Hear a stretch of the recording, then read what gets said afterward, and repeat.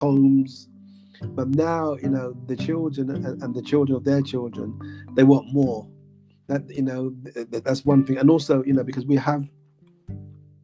I think women are becoming more and more professional, and we're having like women that are absolutely that are brilliant, and also uh,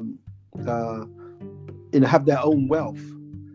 Yeah, so Mm, which is a new area where, so for example, now where maybe someone would stay in a marriage where they felt that this marriage, is really, it's not working, but before they might stay in there, now they were like, no, actually, I can actually survive by myself, and mm. we're seeing the rise in that as well.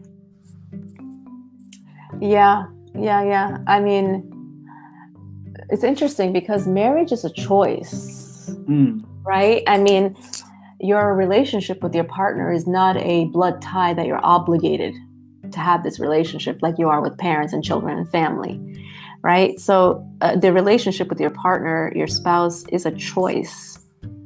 Um, it's just interesting whether we believe we have a choice or not.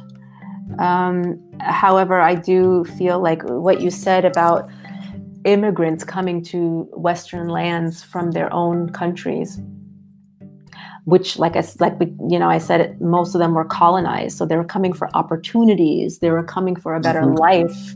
They were coming for mm, things that they didn't have opportunities for, certain freedoms, right, and liberties that they were seeking out for themselves and for their families and their children. Um, and and through that, I think that it's it's beyond that now. The needs and the circumstances and situations of the first gen of the immigrants were very different. When you're talking about first yeah, generation, second generation, natives to the land that they're living mm, in now, they don't have the same concerns or worries or circumstance. They, like you said, they want more, or they. It's not about surviving. It's not survival, because the immigrants come with their survival instincts, come with just wanting to survive. We're talking about thriving here. What does that look like? What does mm, that mean?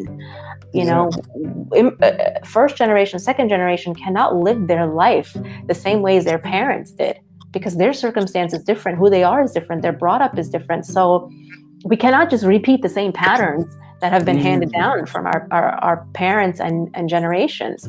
We mm, have to wake up, and we have to get out of this autopilot and be consciously aware of what we're doing, why we're doing it, how we're living.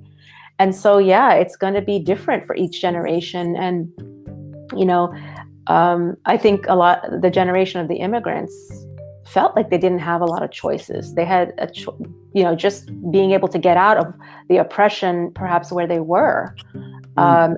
and come to a place where there's opportunity. They were so grateful and thankful for that. It just felt like heaven, But um, first and generation, they see they have options and choices. They have choices to get married, not to get married, who they get married to.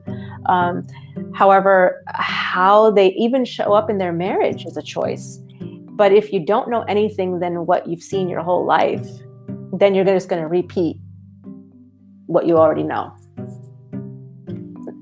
And then we get Yeah. into trouble.